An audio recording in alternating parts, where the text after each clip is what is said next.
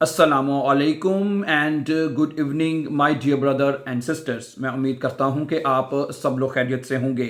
अच्छा दोस्तों, आज का हमारा जो टॉपिक है ना वो बड़ा इंटरेस्टिंग है। ठीक है, टॉपिक ये है कि जर्मनी में एक महीने में कितने अखराजात होते हैं।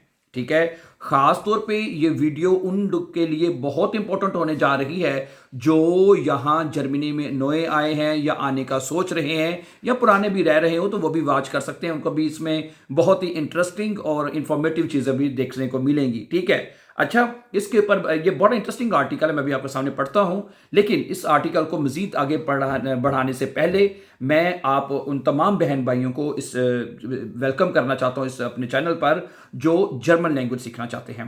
जर्मन लैंग्वेज के वो कोर्सेज जैसे कि A1, A2, B1 या B2, ठीक है, ये कोर्सेज करना चाहते हैं तो आप बिल्कुल सही जगह पर आए हैं। आप हमारे इसी यूट्यूब चैनल के ऊपर हमारी एक प्लेलिस्ट है जो कि हमने आज उसका 95, ठीक है, 95 लेसन आज उसके अपलोड हो चुके हैं। उस प्लेलिस्ट का नाम है 100 डेज के नाम से वो प्लेलिस्ट है। आप उस प्लेलिस्ट में जाके बिल्कुल जीरो से, और सबसे बड़ी बात, ग्रामर के साथ। ठीक है, क्योंकि आप B1 के स्टूडेंट्स हैं और ग्रामर में आपको पास, जर्मन जुबान पास करने के लिए, ग्रामर के लिए आपको सीखना बहुत जरूरी है। उसके बगैर B1 नहीं पास होता स्टूडेंट से। ना खत लिखा जाता है, ना लेजन फस्टेन होती है। मैं आपको पहली बात बता दूं। ठीक है, ठीक है, तो सही है। उस प्लेलिस्ट का नाम आपने नोट कर लिया होगा, मुझे उम्मीद है। 100 डेज के नाम से वो प्लेलिस्ट है। उसमें सबसे पहले नॉमिनाटिव, अक्यूजाटिव, दाटिव और आगे फर्दर गैनिटिव के तमाम केसेस, नेबनजाट, सारी चीजें एक स्टेप बाय स्टेप आप वहां पे जाकर सीख सकते हैं। ठीक है, चले, मुझे उम्मीद है कि आपने, ठीक है, सब्सक्राइब इसलिए करें ताकि आने वाले इंपॉर्टेंट जर्मन लैंग्वेज के मजीद लेसन भी आपको वक्त पर मिलते रहें। चलें फिर पढ़ते हैं आज का बहुत ही इंटरेस्टिंग टॉपिक। सही है, वो ये कहता है, सुनिएगा, अगर आप जर्मनी आने का सोच रहे हैं या अभी नए नए जर्मनी आए हैं तो सबसे अहम सवाल यह होता है कि जर्मनी में एक महीने का खर्चा कितना आता है। आज की वीडियो में हम, वो कहता है, हम एक शख्स के माहाना अखराजात पर बात करेंगे ताकि आपको हकीकत पसंदाना अंदाजा हो सके कि जर्मनी में जिंदगी कितनी महंगी या सस्ती है। चलिए शुरू करते हैं। सबसे पहले बात करते हैं किराए की। ठीक है, जर्मनी में सबसे बड़ा खर्चा घर का किराया होता है। अगर आप बड़े शहरों में जैसे बर्लिन, म्यूनिख या फ्रैंकफर्ट में रहते हैं तो एक कमरे या छोटे अपार्टमेंट का किराया तकरीबन 600 से लेके 1200 यूरो तक हो सकता है। कितना महंगा किराया यहाँ पे, 600 से लेके 1200 तक। ठीक है, आप बिलीव करें कि मैं अपने घर का किराया बताऊं 1300 यूरो। ठीक है, 1300 यूरो तो मैं देता हूं अपने घर का किराया।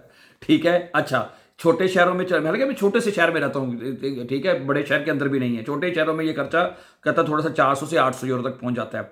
अब आते हैं खाने पीने के अखराजात पर। अगर आप घर में खाना बनाते हैं, यानी जारी बात है घर में खाना बनाते हैं तो सामान तो लेके आना पड़ेगा ना आपको, आल्डी से, लीडल से, ठीक है, या काउफलैंड जैसे ये सुपर मार्केट्स हैं, से खरीदारी करते हैं तो एक शख्स माहाना तकरीबन 200 से लेके 350 यूरो का खर्चा हो जाता है उसका। ठीक है, 350 यूरो ये खर्चा आपने करना ही करना है, बल्कि से ज्यादा भी हो सकता है। ठीक है, बल्कि मैं तो आपको बताऊं कि महीने का, हमारे चूंकि फैमिली बड़ी है तो इसमें कितना है, 1000 प्लस हो जाता है हमारा तो महीने का खर्चा।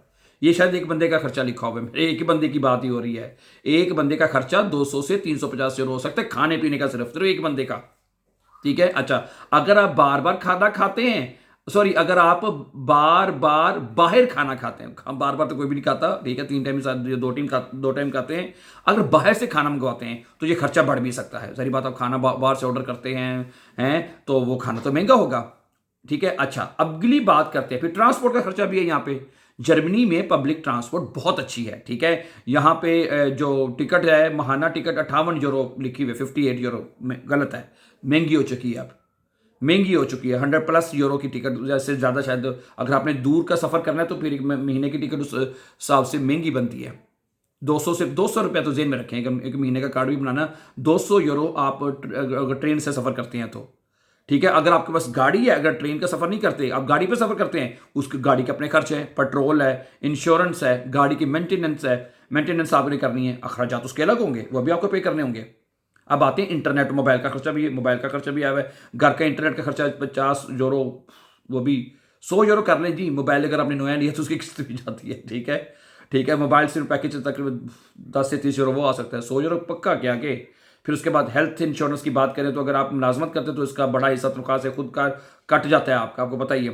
आपका अगर आप यहाँ पे मुलाजमत करते हैं तो तनख्वाह ट्रांसफ़र होने से पहले उसमें जो आपकी मुलाजमत में जो हेल्थ इंश्योरेंस का हिस्सा वो खुदकार तरीके से काट के आपको मिल जाता है। इसलिए अलग से ज़्यादा फिक्र इसलिए अलग से ज़्यादा फिक्र करने की ज़रूरत नहीं होती, भाई वो कट के ही आता है, ठीक है। वो आपकी तनख्वाह से ही जाता है, ठीक है। अच्छा, अब बात कर लें दीगर अखराज, मसला आपने कपड़े भी लेने हैं, घरेलू सामान भी लेना है, तफरीह के लिए भी जाना है, काफ़ी रेस्टोरेंट या दूसरों के साथ बाहर जाना, ये चीज़ें भी साथ साथ शामिल हैं। तो इन सब से तकरीबन 100 से 300 यूरो, 300 करने में माहाना खर्चा हो जाता है, ठीक है। तो अब एक एग्जांपल देते हैं, फ़र्ज़ करें अगर एक अकेला शख्स का जो खर्चा, अब कैलकुलेशन करते हैं, 700 यूरो घर का किराया, 700, 250 यूरो ग्रोसरी खाने पीने का खर्चा, बहुत कम लिखा है वैसे, 58 यूरो ट्रांसपोर्ट के, मोबाइल इंटरनेट 40 यूरो, दीगर अखराजात 150 यूरो, कुल खर्चा तकरीबन 1200 से 1400 यूरो माहाना हो सकता है। एक बंदे का 1200 से लेके 1400 यूरो माहाना खर्चा हो सकता है अगर उसने ये सारी चीजें, सारी बात करनी है, ठीक है। अगर वो बंदा, अब मेरी बात सुने, बंदा यहाँ पे 2000 कमाता, चले 3000, चले 3000 भी कमाता है ना, ठीक है, तो उसमें से 1400 1500 तो ये गया है। तो फिर एक बंदे का खर्चा, फिर भी मैं बता रहा हूँ, फिर वो 1200 1400 1500 कमा सकता है, लेकिन एक बंदा फैमिली के साथ रहता है, ठीक है, फिर खर्चा ऊपर नीचे हो सकता है, ठीक है। अगर खानदान हो तो ठीक है, खानदान का खर्चा ज़्यादा होंगे, ठीक है। लेकिन बात सुने, बच्चों को किंडर गार्ड भी मिलता है, लेकिन वो सहूलियत भी मदद करती है, किंडर गार्ड भी, ठीक है, लेकिन वो भी इतनी ज़्यादा नहीं मदद होती कि डिपेंड करता है, ठीक है, कितनी आप बचत करते हैं। अच्छा, अगली बात करते हैं, क्या जर्मनी में बचत मुमकिन है? अगर आपकी मुस्तकिल नौकरी है और आप अपने अखराजात को कंट्रोल में रखते हैं तो हर माह बचत करना मुमकिन हो सकता है। बहुत से लोग अपनी आमदनी का कुछ हिस्सा बचाते भी हैं और अपने खानदान को बेचते भी हैं, ठीक है। आखिर में कहते हैं, जर्मनी में ज़िंदगी सस्ती नहीं है, लेकिन अच्छी मनसूबाबंदी और मुस्तकिल आमदनी के साथ एक म्यारी ज़िंदगी गुजारी जा सकती है, ठीक है। अगर आप जर्मनी आने का इरादा रखते हैं तो सिर्फ तनख्वाह ना देखें, बल्कि माहाना अखराजात को भी समझें, ठीक है जी। तो यही कामयाबी का माली मनसूबाबंदी की बुनियाद हो तो आप इसमें काफ़ी ज़्यादा बचत कर सकते हैं, ठीक है। Thank you very much. Okay, तो ये सूरत हाल है, सारा खर्चा, सारी सिचुएशन मैंने आपके सामने रख दी है, ठीक है। तो यहाँ पे इतने खर्चात अखराजात हो सकते हैं, ठीक है। So thank you very much for watching. जैसे मैं वीडियो के शुरू में भी कहा था कि अगर आप जर्मन लैंग्वेज सीखना चाहते हैं ईजी और फास्ट, ठीक है, तमाम German courses A1 to B1, so don't forget to subscribe and follow so that you can find our upcoming very very important videos. My dear brothers and sisters, have a very nice time, see you very soon with the new lesson. Take care. Allah Bina, say assalamu alaikum.